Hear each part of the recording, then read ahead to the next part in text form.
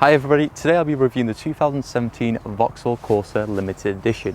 If you're a long-term viewer of the channel, you're probably asking yourself, haven't you already reviewed this car? And to answer that question, yes I have, except that Corsa was red. I realised a lot of people weren't happy with my reviews back then, especially that previous Corsa video, and it seemed like I'd pissed a lot of people off. For example, got my piece of paper out. Norvin Smith said, "Please delete that song, what were you thinking, lol, 2 question marks. Just for the record, he's referring to this song. Hey, where is my Corsa? Give it back, meet me round the corner. I know you stole my fucking Corsa. It was brand new, black wheels, you banana. You wanna get away with this, you little rascal? I got my bitches on this, yeah. You thought I wasn't awake, what got insomnia? I think it's a tune, to be fair. Next up, CB said, think they should find someone else to test these cars, and soon. Fortunately, with it outselling most cars at the moment, not a lot of people watch your channel. I'll say that's a bit harsh, mate. Would you like to come review cars? I'm happy to swap. I'm only joking, I love this job. Next up, Rob Kopp said, your review is crap, ... For the price, is very good value for money. Yeah, that's the grammar used. What are you comparing it with? 2 question marks, ... Not too sure if it's 3 smiley faces or 3 straight faces. This guy actually got 6 likes on his comments, so in YouTube language terms, he might actually be correct. And finally, Muhammad Ali says, you sound like someone who's been brainwashed with bling. This car has a striking design, bulletproof reliability, smooth engine and unmatched practicality. I think if you know me personally, I'm definitely not brainwashed by bling, but maybe I came across as that in the video. So guys, if I do make mistakes, please do let me know in the comment section down below. I'm human at the end of the day.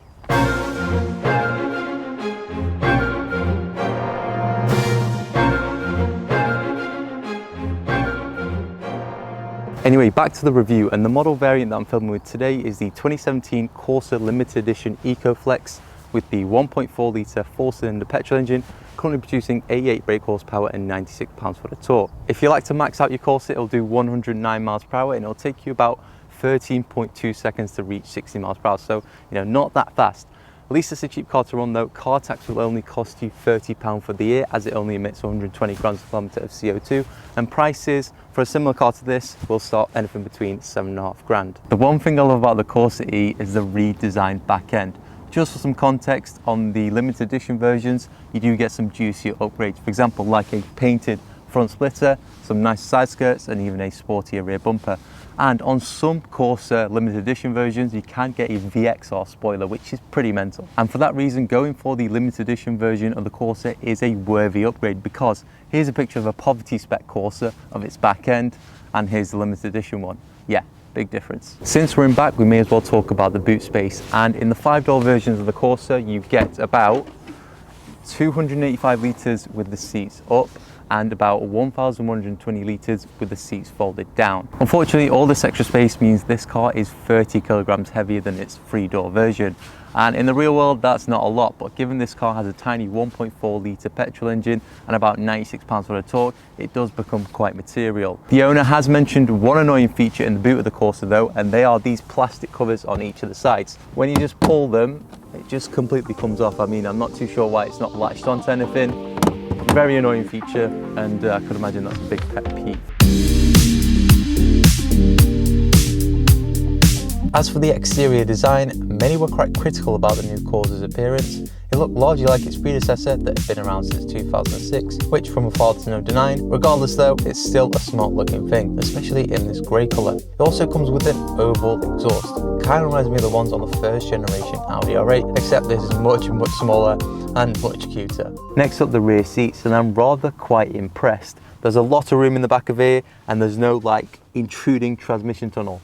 Don't get me wrong, the materials etc. do feel very cheap and nasty, and you do get windy up windows that your rear seat passengers don't put up fully when they leave the car, and it is very dull in the back of here as well. But for 7 grand, honestly, who cares? For reference, I'm 5'11", and I've got plenty of leg and headroom, and there is some Isofix points as well that have a flap, It's a similar story in the Ford Fiesta as well, but against its other competitors, it definitely does outdo them. Next up, let's move over to the main half of the interior of the Corsa. And the one thing I didn't mention in my last review was that I really like the position of the infotainment system. It's sort of slanted upwards towards you. I mean, it would just be a little bit better if it was positioned a little higher, but it's still a better alternative to what was in the Corsas previously. This 2017 Corsa comes with two very distinctive features. One of them is that you get aluminium pedal covers, which for a Super Mini is kind of unheard of.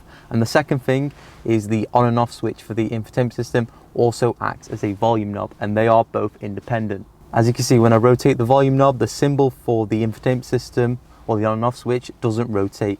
It does rotate in VW Group cars, but it doesn't in the Corsa, so that's a great little feature. There are also some surprising features in this car. For example, you get heated seats for both you and your passenger, as well as a heated steering wheel, which for a Super Mini is a very rare feature. Well, I think it is anyway. There are some annoying features that the owner mentioned, and one of them is that in the glove box, you get these coin holders. Now, these only fit £1 coins. All the other coins, like 50p, they do rattle about, and it is super annoying. And also the coin holders, they are on the opposite side of the glove box, not on the driver's side. So they are pretty annoying, and it is a bit of a stretch to get to. The other annoying feature in this car is the positioning of the cup holders.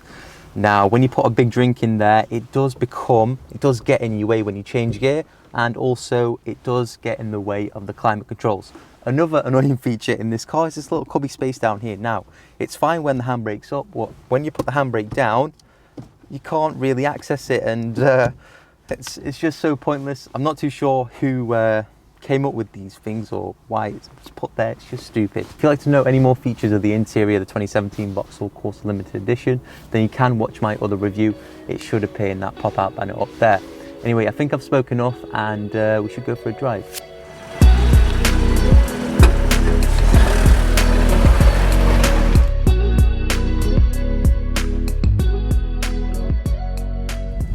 And so I think it's important for me to mention the fact that this car used the same chassis as the Corsa D.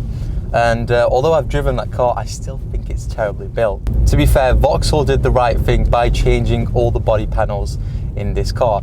And I think it's just basically what this car needed, and it certainly paid off. Since I last reviewed the Corsa, I have missed this car. It's a bit of a guilty pleasure car, to be honest. But yeah, I have missed this little thing. It feels great to get back in a manual though, that's for sure. As for the economy, this car does about 450 miles on a full tank.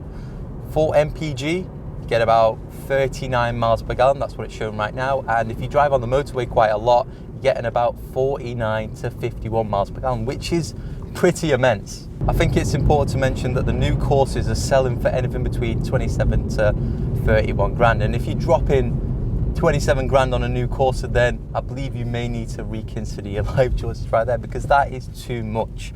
Or maybe that's just a new market, and we just have to pay premium on our new cars, and I think it's looking that way, to be honest. I think new and used cars are just going for ridiculous prices. Like the owner of this car, he bought it just below 7 grand, and he's put more than 10,000 miles on it, and he can sell it for a premium over, you know, you get about 500, 600 quid profit, which is mental to think.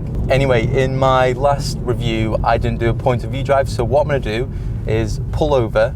I'm keeping this section short. I'm going to pull over, and we're going to switch over to point of view cam, so you guys get a feel of what it's like to drive from my perspective. So give me 1 second, let me strap on my GoPro, and we'll catch up from then. Right guys, so point of view, what do you guys think of the interior of the 2017 Vauxhall Corsa Limited Edition? Of course, there are some annoying features that the owner mentioned, for example, like the button for the heated seats. Now I'm struggling to see that. As you can see, the steering wheel does get in the way. Also, this sun visor isn't straight at all, so a little bit of a nuisance there as well, so a bit poor design. And also, now the button for the city mode is a bit of a stretch. When you're driving at night, essentially you kind of have to take your eyes off the road to see that city drive button, even that heated steering wheel button as well, so a bit far away and angled towards the passenger, where it should be on this side, to be fair. Now there is a little cool feature in the Corsa Limited Edition, and that is when you click onto menu and scroll up, it should have been down actually. maybe not. Tyre load, there we go. Now there's a setting called tyre load, and you've got 3 settings in there: light, eco, max. Now let's say you're on the road and you want a hyper mile. Obviously you pump your tyres up, and that may throw up a tyre pressure light, and if you just click on to the light mode, it will get rid of that tyre pressure light, and off you go. Now that's a pretty cool feature in my opinion. As for visibility in the Corsa, now it's alright, it does feel like a bit of a fishbowl. The only issue is these massive A-pillars, and they do get in the way. Now boys, let's go for a pull from 30, foot down, 3rd gear. It's picking up the revs, 3,000 RPM, 3.5, 4,000, it does rev up to 6,500, 5,000 RPM. Okay, and that's 70 miles per hour. Now the direct competitor to this car is the Ford Fiesta, and that was my first car actually, a 13 reg 1 litre EcoBoost Fiesta, and that car only had 3 cylinders as opposed to this car which had 4 cylinders. And I'm not too sure if I prefer the 3-cylinder EcoBoost, because you could actually hear the turbo in that car as well, in the Fiesta, and it sounds pretty cool, whereas this car is just fully NA. Now of course we're sitting in the version that has the 1.4 litre engine, but you can also get this car with a 1.4 litre turbo. However, that car is faster, comes in about 150 brake horsepower. However, you could only get it as a 3-door version, so it's not very practical. Also, just another point on the infotainment system, unfortunately it is, driving it now initially is a little bit low down. If it was higher up it would be perfect. And also it's not touch, it doesn't have any haptic feedback buttons, so it just makes a random noise. You don't know what you're pressing at times, and yeah, you can end up pressing the wrong thing and not knowing. Just another annoying thing in the Corsa. Bit surprising as well, this limited edition Corsa doesn't come with a navigation, and that's disappointing because it's a limited edition. People go for the limited edition as the top spec because it's just, you know, people who can't afford the VXR, but you're not getting a nav, and Apple CarPlay is a option, and it's a bit ridiculous. I think the navigation should become a standard option on limited edition Corsas. So just another thing to add to the annoying features, there are a few annoying features in the interior of the Corsa, and that is this red decal that you get. I mean, this car's silver, right? Why on earth is this car coming with red bits? It's a bit of a stupid creation. On the black cars, this bit is completely black, and you know, that's normal, but on some blue cars it's grey. I mean, what on earth? Like, you're gonna have to just get a red car or a black car just so it can match the interior, and that's just so stupid. And let's just do a pull from 2nd gear in 20. Let's hear the engine rev. So 4.5, that's 6,000 RPM, and that reaches 60 miles per hour. That's pretty incredible. So relatively long gears. So that's the in-depth tour and review around the 2017 Vauxhall Corsa Limited Edition. It's definitely a huge upgrade over the Corsa D, and it's a good contender against its competitors. However, if I had £8 to spend on a car, I might look elsewhere other than the Corsa E. Anyway, thanks for watching, and I'll see you in the next one.